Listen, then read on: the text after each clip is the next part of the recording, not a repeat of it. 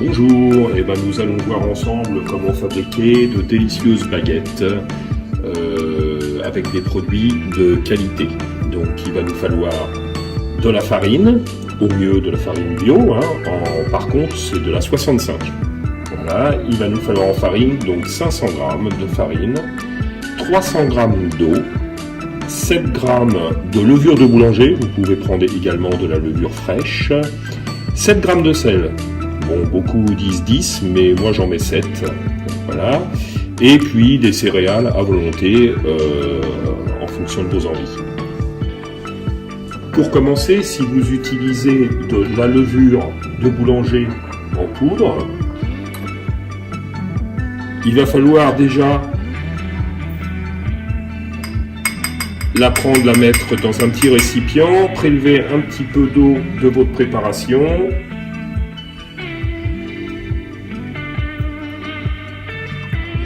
Et la laisser travailler un petit peu de façon à améliorer le mélange.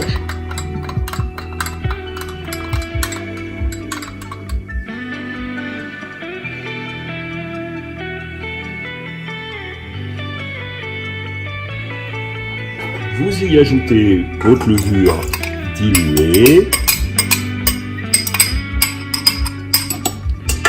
Voilà. Ensuite, vous rajoutez la farine,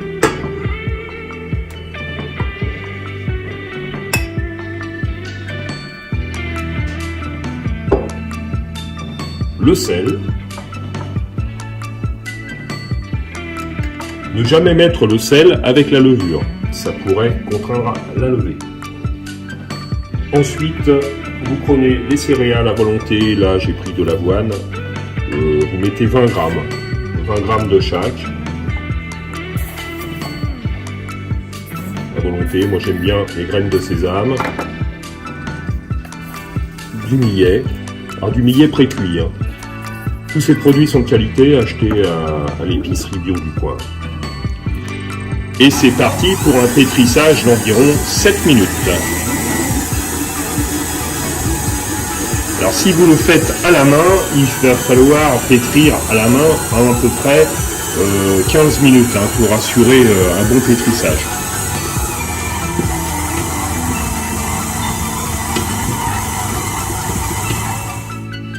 Passé les 7 minutes de pétrissage, nous allons réserver cette pâte dans un récipient type terroir. L'essentiel c'est qu'il soit fermé quasi hermétique. Voilà, alors moi j'utilise un couvercle, si vous avez d'autres récipients vous pouvez mettre un film. Voilà. Et on réserve 2 heures à température ambiante de façon à ce que la pâte double de volume. Alors quand je dis température ambiante, je dis 20-22 degrés dans la maison. L'hiver c'est pas évident, donc vous déposez votre récipient près d'un radiateur ou d'un poêle. Si vous n'avez pas, vous pouvez toujours mettre en route votre four à peu près 45 secondes de façon à créer une température de 25-30 degrés et vous y déposez votre récipient. Ça pendant 2 heures. Voilà, ça va favoriser la levée pour avoir une pâte qui devrait doubler de volume. Voilà, la pâte a doublé de volume, donc nous allons pouvoir la répartir en 3 pâteaux. Avant tout, je vais mettre un petit peu de farine sur le plan de travail, en haut du plan de travail.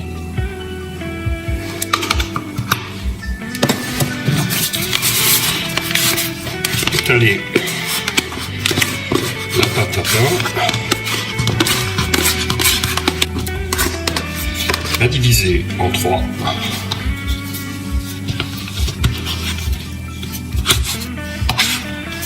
Voilà, chaque bâton pèse à peu près 290 g chacun. Donc le but, c'est de maintenant les façonner. Donc vous faites un petit rectangle comme ça, vous pointez bien avec vos doigts, vous prenez le dessus et vous piquez bien à fond. C'est très important.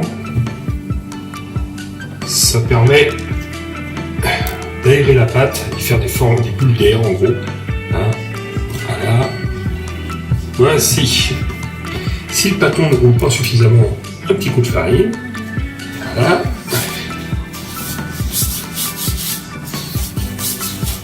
Vous formez votre baguette. La clé, c'est-à-dire la petite cicatrice qu'on a sur le pain, vous la mettez vers le bas. Petit coup dans la farine. Et vous allez la déposer après sur votre plaque de cuisson. Je vous expliquerai. On recommence pour la deuxième.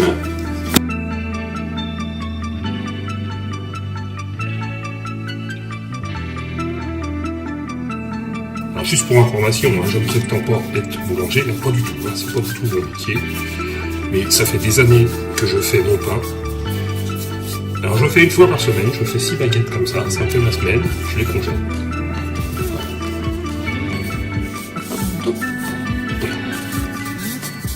Moi personnellement ça me plaît bien. Voilà.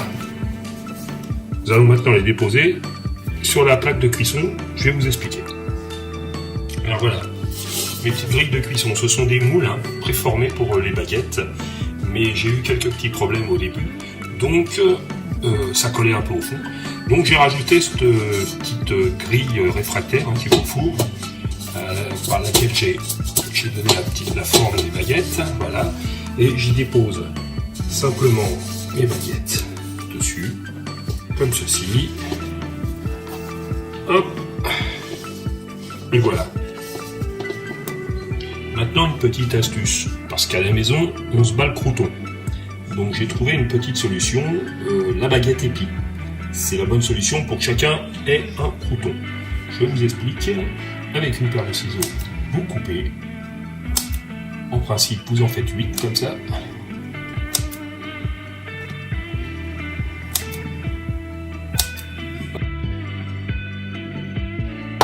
Et vous alternez les épis.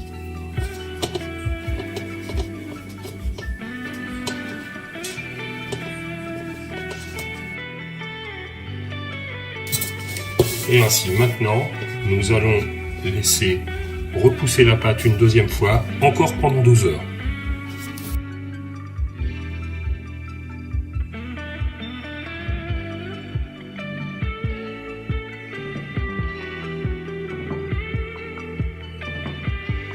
Nous allons cuire notre pain dans un four à gaz.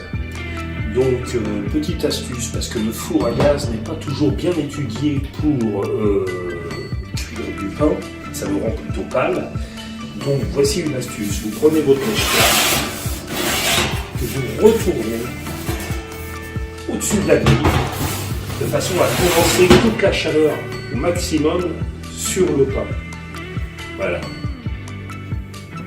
Après avoir préchauffé votre four pendant au moins 20 minutes, c'est-à-dire température maximum 250 degrés, vous enfournez votre pain. Allez, c'est parti.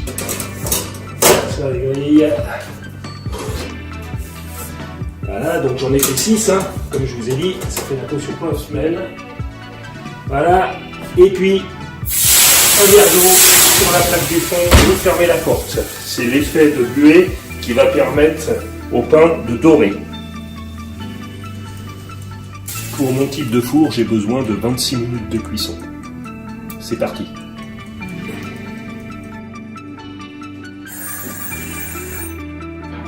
Bon, il est temps de sortir le pain du four. Voyons voir. C'est pas vilain. Allez, voici. Et bizarrement, sur le côté droit du four, ça cuit toujours un petit peu moins que sur le côté gauche. Je ne sais pas pourquoi. Voilà, moi ça me suffit bien. Je vous souhaite de réussir, d'en faire autant. Pour les 6, là, ce qu'il me reste à faire, c'est de les congeler, puis ça va me faire la quantité pour la semaine. Alors pour les puristes, on congèle pas le pain, mais c'est une des solutions que j'ai trouvées, puis ça change rien au goût ni à la texture quand on le décongèle correctement.